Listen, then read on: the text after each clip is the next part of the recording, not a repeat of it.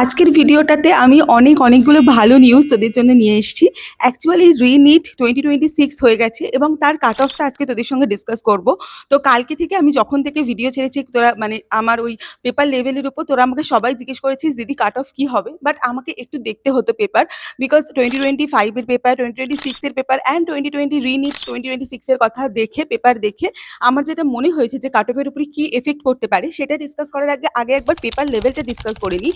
কারণ cut off কিন্তু ওইভাবে প্রেডিক্ট করা যাবে না যতক্ষণ না তুই পেপার লেভেলটাকে বুঝতে পারবি এবং number of medical seats, west বেঙ্গলের নাম্বার অফ মেডিকেল সিট কটা আছে সেটা বোঝা যাবে। এই দুটোর উপরে বেস করেই কিন্তু কাট অফ ডিসাইড হয়। Hello everyone, I am Deblina, a final year medical student from Malda medical college and hospital. আজকে তোমাদের সাথে রি-নিট 2026 এর কাট অফ অ্যানালিসিস করব। So without any further delay চলো ভিডিওটা স্টার্ট করি। একদম প্রথমে যদি আমি পেপার লেভেল বলি যে 2026 রি-নিট 2026 কেমন হলো তোদের সবার, আমাকে তো তোরা অবশ্যই কমেন্ট করে জানাবি, বা যদি কোনো আঙ্কেল আন্টি দেখে থাকেন তাহলে তারাও অবশ্যই আমাকে কমেন্ট করে জানাবেন যে আপনার যে বাচ্চা হোক বা স্টুডেন্ট হোক বা ভাই বা বোন হোক বা যেই হোক যে নিট এক্সাম দিয়েছে তার কেমন হয়েছে সেটা আমাকে অবশ্যই কমেন্ট করে জানাবেন। তাহলে আমার বুঝতে সুবিধা হয় যে সবাই অ্যাভারেজলি এক্সপেক্টেড স্কোর কত এক্সপেক্ট করছে। তাহলে যদি আমার এই কাট অফ প্রেডিকশনটা ভুল হয় তাহলে আমি সেটাকে আবার রিভাইজ করে দিতে পারবো। তো একদম প্রথমে যেটা বলবো সেটা হচ্ছে, আমি প্রথমে ফিজিক্সের কথা বলি। এটা তোরা সবাই জানিস বা আপনারা সবাই জানেন যে ফিজিক্স কিন্তু ভীষণ টাফ এসছে। ভীষণই টাফ। মানে আমি যদি নিটের সঙ্গে রি-নিটের কম্পেয়ার করি তাহলে কিন্তু ফিজিক্স মডারেট ছিল নিট 2026 এ, অ্যান্ড রি-নিটে কিন্তু যথেষ্ট টাফ একটা পেপার এসছে। এবং মানে আমি তো এটাও দেখেছি, মানে আমি কজনের ইন্টারভিউ জাস্ট এক্সাম হল থেকে বেরোনোর পরেই শুনেছি। তো তারা তো এরকম বলছে যে ১০টা থেকে ১২টা কোয়েশ্চেন তারা হাত ঠেকাতে পারেনি। মানে জাস্ট ছেড়ে চলে এসছে। ইভেন মেক্সিমাম কোয়েশ্চেনও এরকম ছিল যেগুলো উইথআউট ক্যালকুলেশন কিচ্ছু করা সম্ভব নয়, ফিজিক্সের ক্ষেত্রে বলছি। এবং কোয়েশ্চেন দেখে মাথা ব্ল্যাংক হয়ে গেছে, কিচ্ছু বোঝা যায়নি। ঠিক আছে? আমি জানি না এনটিএ এটা কি করে করতে পারে। মানে একটা রি-নিট এত দেরি করলো এক্সাম নিতে। তারপরে তো মানে এত কিছু হলো। তো রি-নিট করাতে হচ্ছে। তো সেই সিচুয়েশনে দাঁড়িয়ে কি করে এত টাফ কোয়েশ্চেন করতে পারে জানি না। বাট ঠিক আছে, কোনো ব্যাপার না। কাট অফে সেটার প্রভাব দেখা যাবে অবশ্যই। অ্যান্ড তারপরে আমি যদি বলি যে ফিজিক্সের যে মানে নিউমেরিক্যালস যেগুলো ছিল, মানে আমি ১০টা ১২টা কোশ্চেন তো হাত ঠেকাতে পারবোই না, একদম ধরে নিলাম। তারপরেও যে কোশ্চেনগুলো ছিল সেগুলোও যে খুব ইজিলি সলভ করা গেছে এরকম কিন্তু নয়। সেগুলো সলভ করতেও যথেষ্ট মানে টাইম লেগেছে। আর ওই অতটুকু টাইমের মধ্যে প্লাস আমি বলবো আরেকটা ফ্যাক্টর, বায়োলজির ফ্যাক্টর কিভাবে ফিজিক্সের উপরে এফেক্ট করেছে সেটাও বলবো। তো অতটুকু অল্প টাইমের মধ্যে ওই কোশ্চেন পেপারটাই যদি, ওই ফিজিক্স পেপারটাই যদি কাউকে ২ ঘন্টায় সলভ করতে দেয়া হতো সে করে ফেলত। কিন্তু এত অল্প টাইমের মধ্যে ওরকম হাই লেভেলের ফিজিক্স আধা লোক কেউ সলভই করতে পারেনি। এটা মেইন প্রবলেম। ঠিক আছে? এবার দেন আমি নেক্সট যেটা বলব সেটা হচ্ছে কেমিস্ট্রি। কেমিস্ট্রি কিন্তু অনেকে বলছে যে ইজি, বাট আমার খুব একটা ইজি লাগেনি। আমার কিন্তু মডারেট টু হাই লেভেলই লেগেছে। তো একটা পেপারে ফিজিক্সও হাই লেভেল, কেমিস্ট্রিও হাই লেভেল। এবার আমি আসি বায়োলজির কথায়। আমি জানি অনেকে প্রেডিক্ট করেছে যে বায়োলজি ইজি। আমি নিজে বায়োলজি পেপার দেখেছি।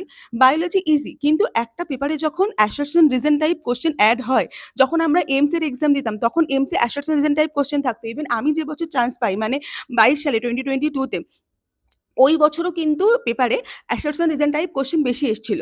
যদি কোনো বায়োলজি পেপারে assertion reason টাইপ কোশ্চেন বেশি আসে, এক তো স্টুডেন্টের সেখানে টাইম যায়। ওই টাইমে গিয়ে ফিজিক্সের অনেক ইজি কোশ্চেনও করা সম্ভব হয় না, প্রথম কথা।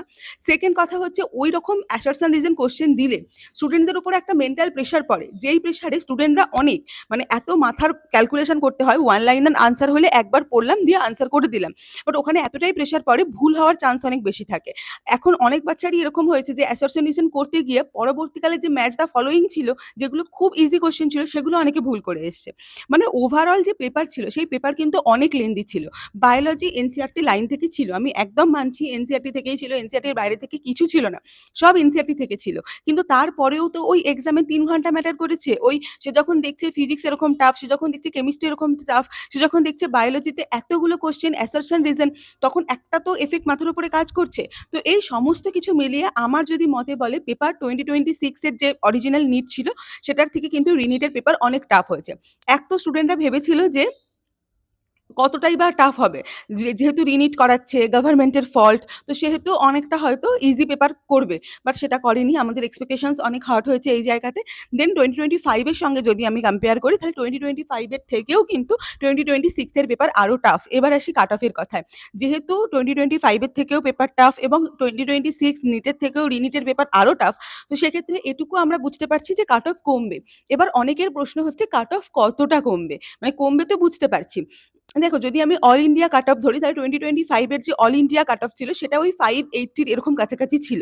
তো সেই হিসাবে দেখতে গেলে আমি যদি অল ইন্ডিয়া কাট অফ এর কথা বলি তাহলে ওটা আমি আমার এক্সপেক্টেড অনুযায়ী 560, 570 এরকমের কাছাকাছি যাবে।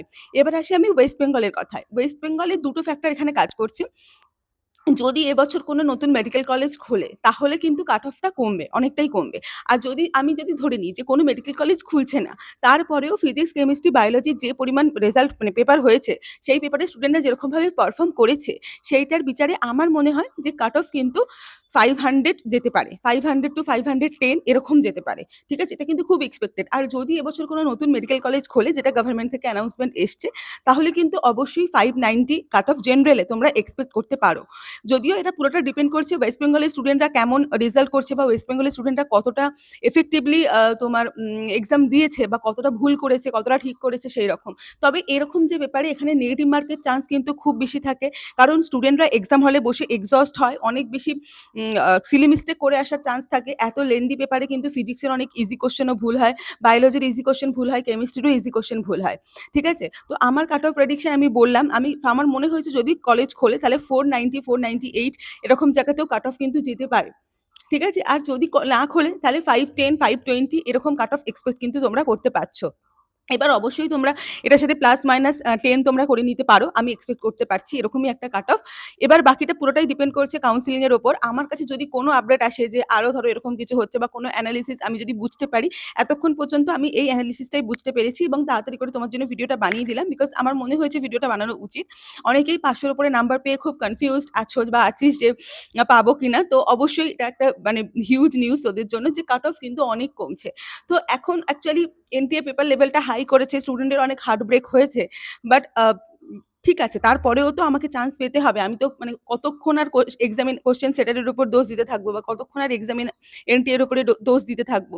তো আই গেস তোরা বুঝতে পেরেছিস যে কাট অফটা কেমন কি যাবে। নেক্সট যদি আমার কিছু মনে হয় যে আরো কোনো ফ্যাক্টর এড করার দরকার, তাহলে আমি অবশ্যই সেটা এড করে দেব।